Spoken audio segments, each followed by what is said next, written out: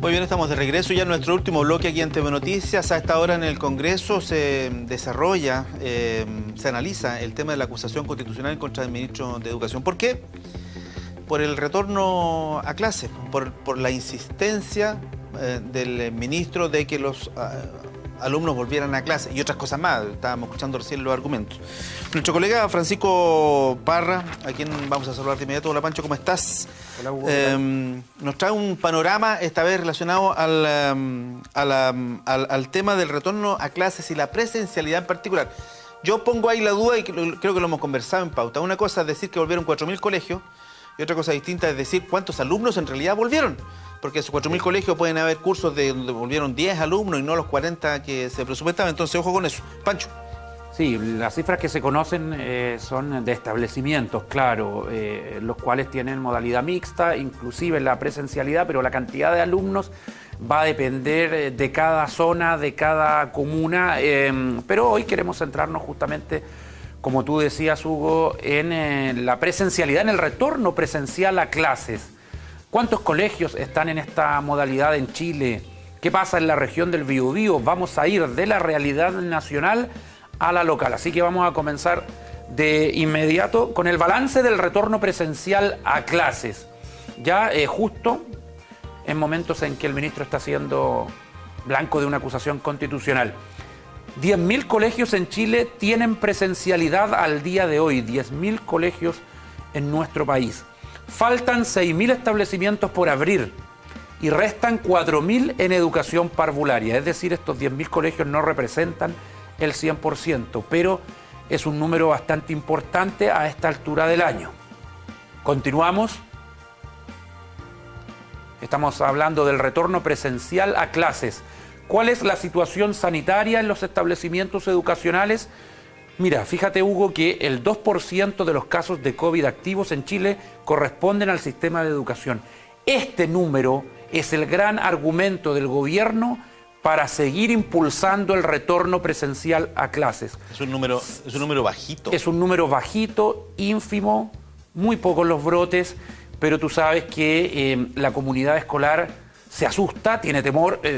Mostrábamos la nota del Colegio Brasil con el caso del director. No, hay que suspender clases, los apoderados de inmediato, saliendo incluso a protestar, pero en términos estadísticos solamente el 2% de los casos activos de COVID corresponden al sistema educativo, es decir, que surgieron en los colegios. Protocolos sanitarios, alcohol gel, distanciamiento, el aforo en las salas de clases, vigilancia epidemiológica y búsqueda activa de casos. No en todos los establecimientos, en algunos. Estuvimos en el Enrique Molina, si no me equivoco, en el San Agustín. El otro día viendo cómo se hacían PCR a los chicos, a los estudiantes. Avanzamos. Vamos a la región del Biobío. Al día de hoy, cifra actualizada, 991 colegios tienen presencialidad en la zona. Corresponde al 67% del total de los recintos educacionales en la región del Biobío. Ya es decir, más del 50% de los colegios y liceos, Hugo, tienen presencialidad actualmente en la región del Biobío. 552 establecimientos son del sistema escolar, ya sea básico o medio, y 439 corresponden a parvularios. De estos 552 establecimientos escolares, corresponden al 63%. Y los parvularios abiertos corresponden al 72%. Ya falta todavía por completar el universo, pero esa es la situación actualmente en Chile y en la región del Biobío, Hugo. Sí, hay un tema con los sistemas locales de educación. Sí. Y los municipios en particular. En San Pedro de la Paz, por ejemplo, que los colegios que dependen del municipio todavía vuelvan a clase depende del sostenedor, en este caso del alcalde, digamos.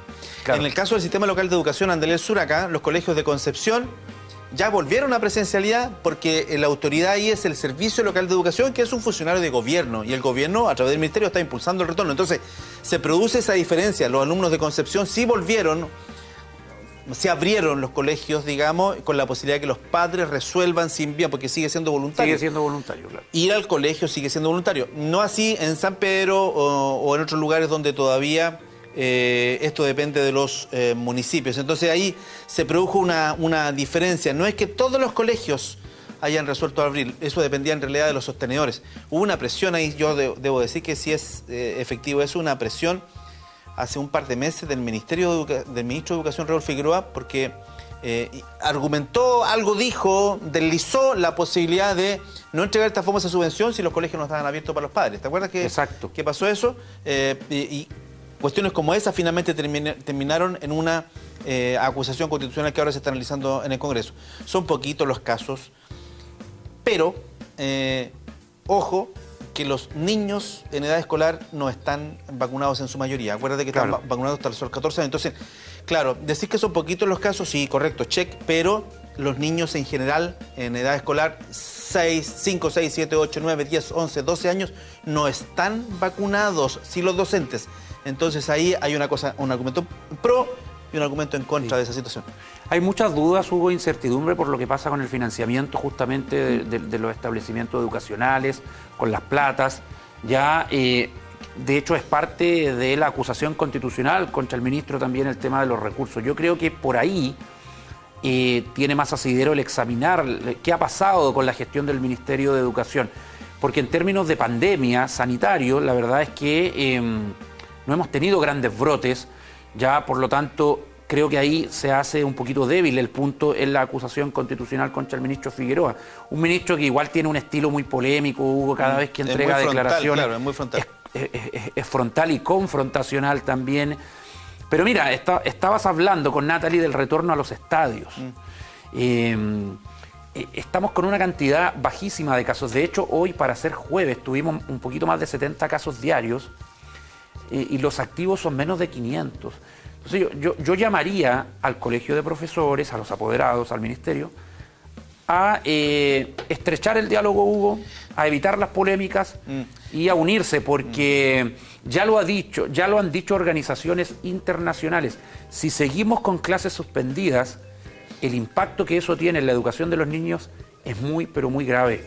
Ya, por lo tanto, no solamente en Chile se llama a retornar, a nivel mundial se está llamando a retomar las clases. Sí. Y mientras el programa, Hugo, o la herramienta, sea voluntaria, yo creo que eso también le da la posibilidad a los papás que todavía no quieren mandar a sus hijos. Sí, yo de esperar. Coincido contigo en términos de que hubo mucho de política en el tema de esta decisión de volver o no volver a clase, porque el colegio de profesores está enfrentado políticamente con el ministro de Educación, digamos, y eso es así. Entonces, lamentablemente hubo mucho gallito ahí. Finalmente, nunca se sentaron a conversar sobre este tema del retorno a clase, pero sentarse a conversar en serio, como corresponde, no mandándose mensajes por la prensa, que es lo que lamentablemente estábamos acostumbrados. Sí, coincido, estamos con la pandemia controlada en este minuto. Es decisión individual de cada padre, pero también el los invierno colegios viene en retirada, la primavera, mejor tiempo. Pero también el colegio debe disponer de las condiciones de infraestructura adecuadas.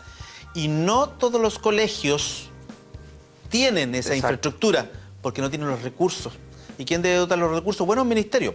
El ministerio debe dotar los recursos. Me refiero a salas con estos famosos separadores, sanitizar diariamente, disponer de un sistema que permita clases híbridas, vale decir, presencial versus lo híbrido, y que lo híbrido funcione.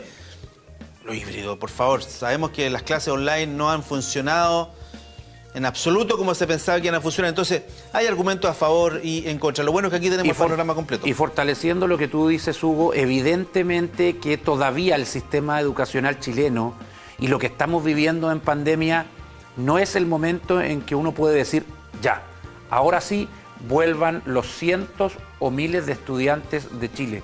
Porque evidentemente, ¿qué pasa si se escucha literal el llamado del gobierno y a un octavo básico vuelven los 40 alumnos? ¿Dónde los vas a meter? No, claro. No hay espacio. Por lo tanto, por eso que la modalidad sigue siendo mixta. Sí. Muy bien, Francisco, muchas gracias. Nos vemos mañana, Hugo, con temas deportivos. Mañana tenemos fútbol, ¿sí? ¿Fútbol? Vamos a hablar de lo que te contaba Natalie, de los aforos, de los estadios que se han autorizado en una radiografía nacional. ¿Cuáles son los recintos que están autorizados para recibir público? Y otros datitos que son interesantes para ya ir calentando el ambiente de los futboleros con este fin de semana que va a marcar un hito en Chile con la vuelta de la gente. El lunes probablemente la edición central de TV Noticias, en la parte de comentario deportivo, vamos a estar mostrando esas imágenes del Estadio Estorroa lleno de gente. No lo sé. No, lleno no, pero sí. Estoy exagerando. Yo creo que con 5.000 personas mínimo para el partido del Conce. Así va a ser probablemente. Muchas gracias, Pancho. Adiós. Chao.